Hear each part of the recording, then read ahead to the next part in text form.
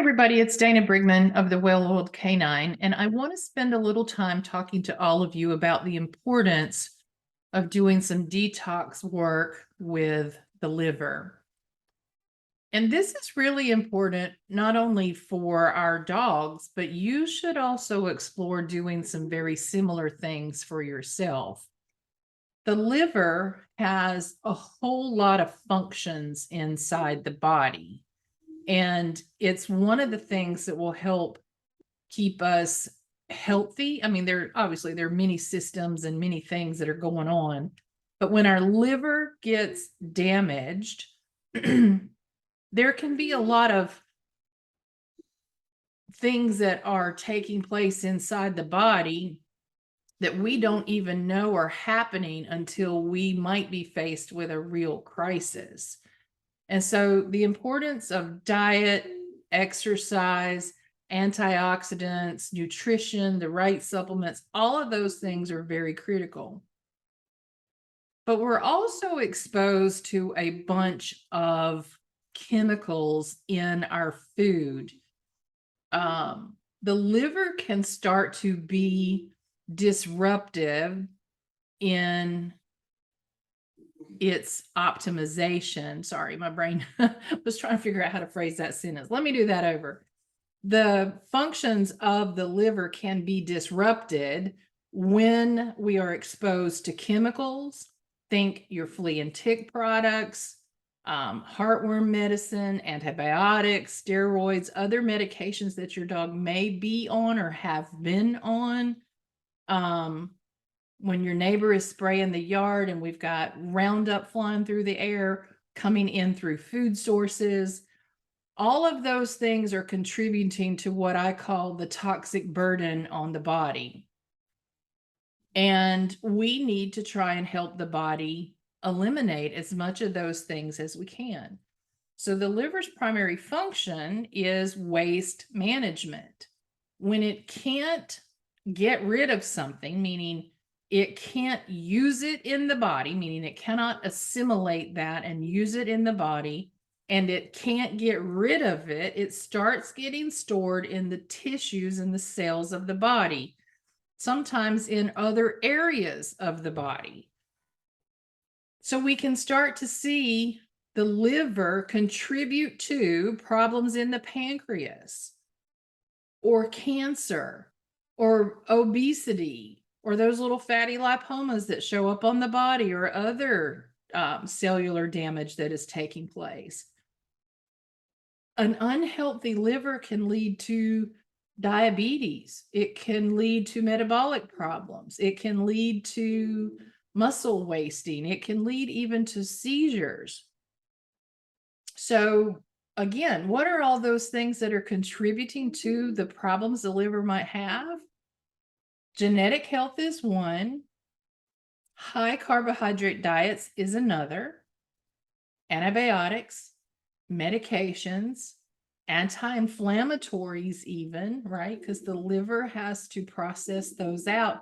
So if you think about like Remedial, for example, the doggy version of Advil, for example, there are guidelines when assigning those drugs to say, have your dog's liver tested often, like at least every 6 months when you're on a medication like that. Well, why?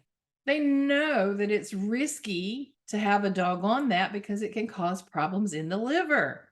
Well, by the time you test 6 months later, it might be too late.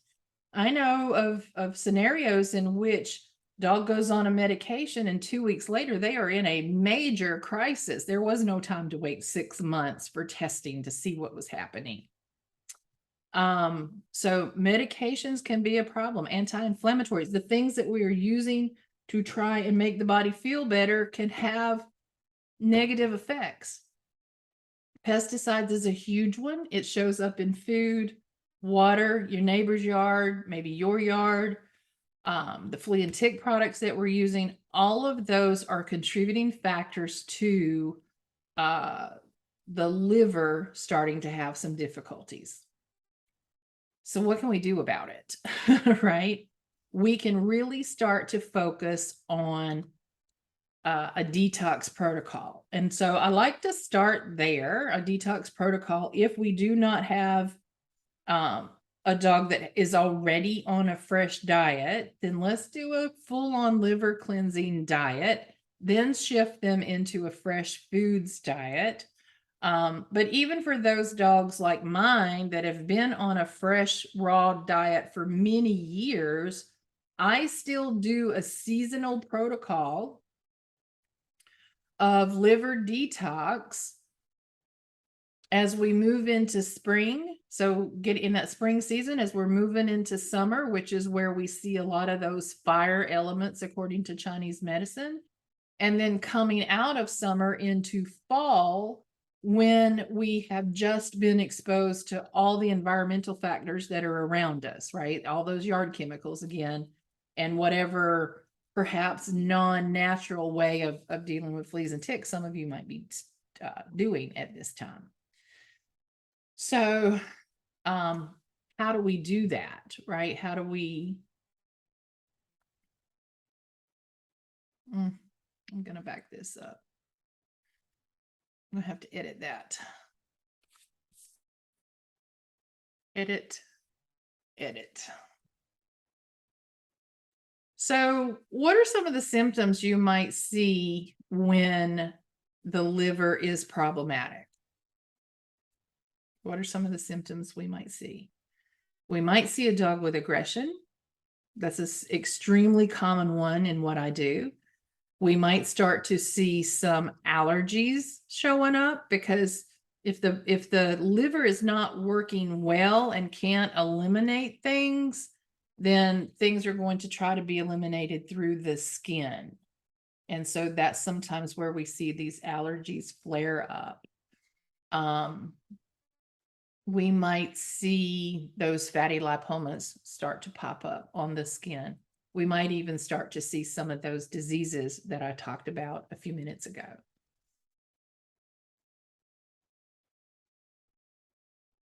So what does the liver do?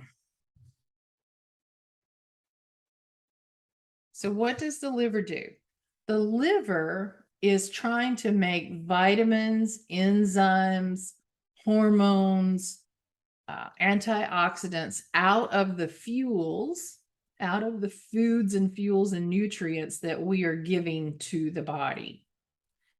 It then tries or does generate energy in the form of glycogen. So it's trying to fuel the body and use those nutrients that we're giving it successfully to have a thriving, healthy body. It then detoxifies and tries to send out any of the waste, anything that it cannot use or assimilate. It's trying to get rid of that and move that on down through the digestive system and out of the body. It helps to regulate blood sugar, and it helps to break down fats. So that's an important thing. So remember I said pancreatitis can be a function of an unhealthy liver. Most people don't think about that, right? We don't normally think that we think pancreatitis, oh my God, but it might be because the liver too is problematic.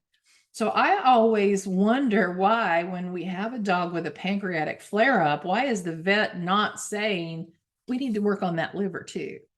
We need to do some detox work. We need to give that liver a little bit of love, because if it can't do what it needs to do to break down the fats, pancreas has to work extra hard. Now we've got a more complicated scenario on our hands, right? So we might even start to see then a dog that is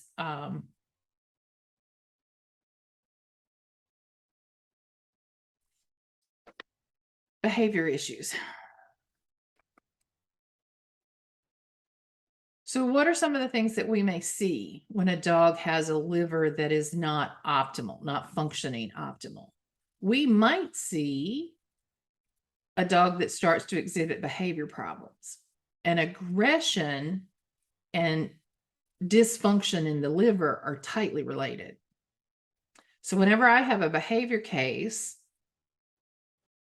that deals with aggression, I want to see that dog go through a liver cleanse to offer some relief, to help clean it up, help try and get that body and that gut in a better state, and see if that then starts to begin affecting the state of mind and the behaviors that this dog has been exhibiting.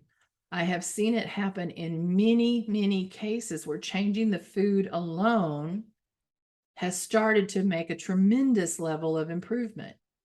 Now, for some of these dogs who have decided they're in charge and are going to rule the roost, we still need to fix all that, right? We need to move those humans into a role of leadership and build some obedience into the dog. But we're going to have a much better foundation and much more success when the body's healthy to do that. But you may also have some physical symptoms. You may see a dog that starts to turn jaundice. That's a chronic issue. That is a severe emergency type issue. That's gone on far too long if you've reached that point. You might see a dog that begins to vomit. You might see yellow bile. And don't panic if you see yellow bile once in a while, because sometimes it just means the belly's empty, right? But if it's sort of this recurring new thing, then we need to be going to the vet and having some liver testing done. We can start to see a dog whose energy is just off. It's diminished. It's too low, maybe even at a lethargic level. We can see allergies start to show up again. If the liver can't process things out or it can't use them, it's going to try and move it to the body somewhere. And it's either going to get stored in the cellular tissues elsewhere in the body, or the skin is going to try to expel it. So that's where we often see a lot of these flare-ups and these allergy type symptoms start to arise because the liver's not working optimally. We can have a dog that's having trouble with gaining weight or losing weight. We can have problems with seizures. We can have difficulty with their eyes. Remember, the liver is tied to the eyes. So you might see a dog that starts to have something called dry eye. And that can be a big problem in itself. So one of the first things that I do is begin to do some detox work. And it's super easy to do. Out on my website, I'll post it in the links. There will be a link to liver GI cleansing diet, liver GI cleanse, I think it's called. And in there is a 3-week guide that I took from Dr. Jean Dodds and modified it a little bit to include some specific supplementations that are from Volhard and Adored Beast and some of the Young Living. We can even do this thing with all Young Living essential oils. And I do that for a lot of people who are already oily and love it, and have those oils on hand, or it would just take a couple of extras. And we go down that route with essential oils. For those of you who don't, it's easy enough to get this diet, which is basically fish and vegetables for 3 weeks, along with a whole food vitamin mineral supplement. I recommend Endurance from Volhard. A liver tonic, which is, liver tonic. That's the name of it, from Adored Beast. And in it is milk thistle and dandelion root. So milk thistle supports the liver. Dandelion root supports the kidneys. Together, they help detoxify systems of the body, and so on. As we choose the vegetables and the herbs that we add to the diet, they too have properties that are helpful for cleansing. For example, we add in some fresh celery that is very detoxifying to the body. So every food that we choose has a purpose. We look at doing some antioxidant work. We look at helping to give this body the fuel that it needs to help that liver find some relief and start to heal and get optimized again. There are full-on liver cleansing diets that are targeted at regeneration of the liver for you. And so we're sort of just taking the guidelines for those things and applying them into our dog's diet for this period of time. If you've been on kibble, it's getting the dog off of all those carbohydrates, off of all that processed food, off of all of those things for a while and giving the body some time to repair. I want people at the end of that 3-week diet to think about what can their fresh food options be. Would it be a homemade food diet? Would it be something like the Volhard base mix to which you add a fresh protein? And then do we need to continue any supplements? You may or may not, depending on the current status of your dog and where things are going and what issues you might be trying to overcome or how to help the gut heal.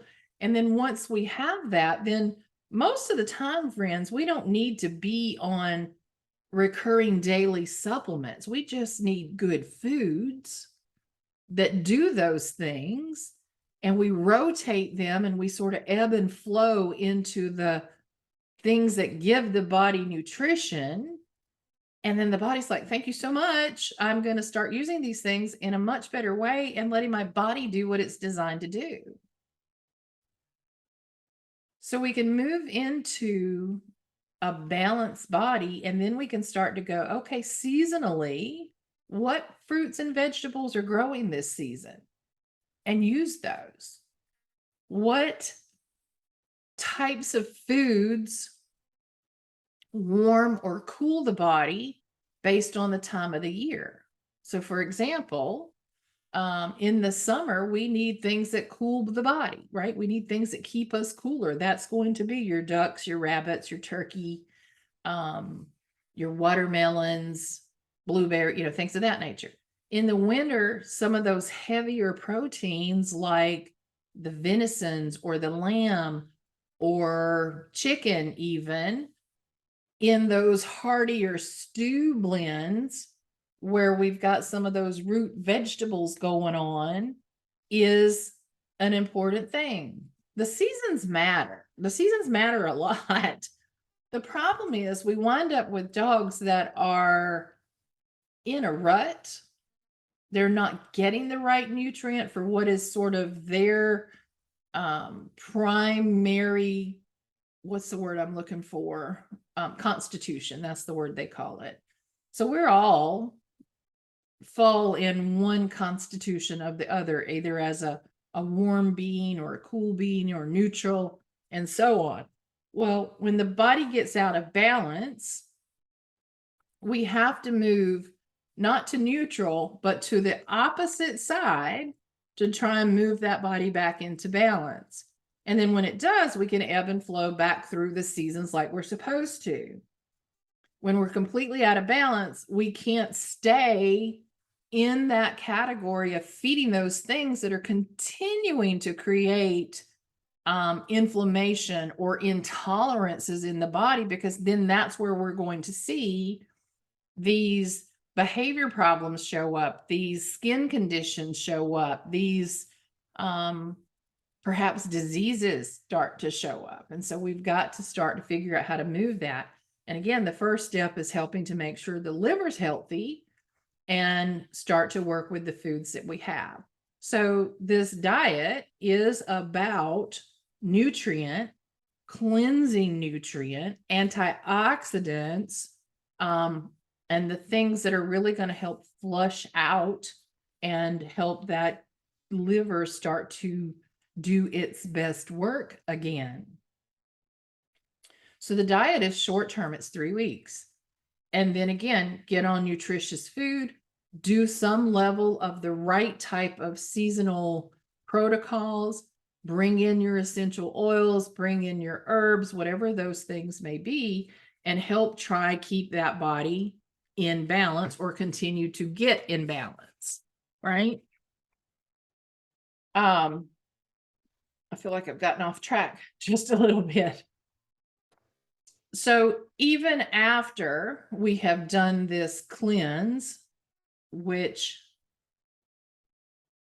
gives us a new starting point to kind of really see what we're dealing with, then you can continue to support that liver with antioxidants.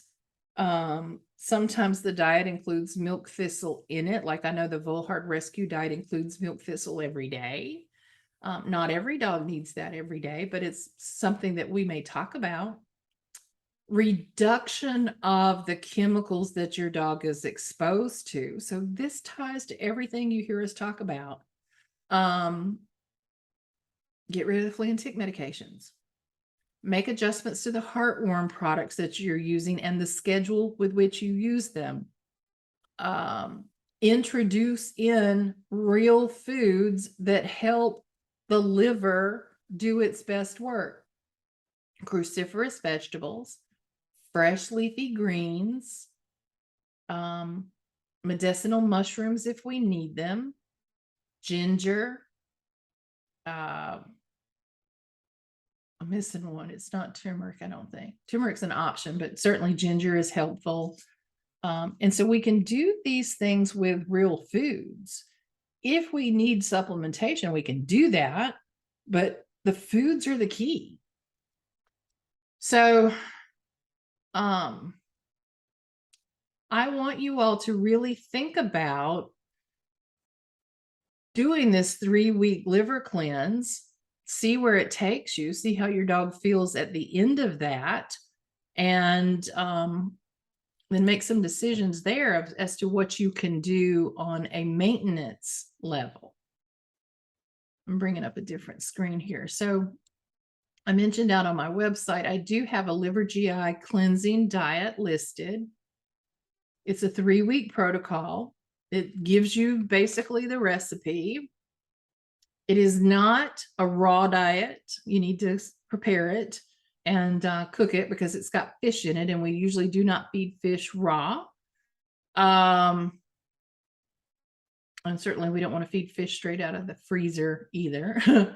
And it's temporary. This would not be something that you would use long term. It is a cleansing diet, not a maintenance diet.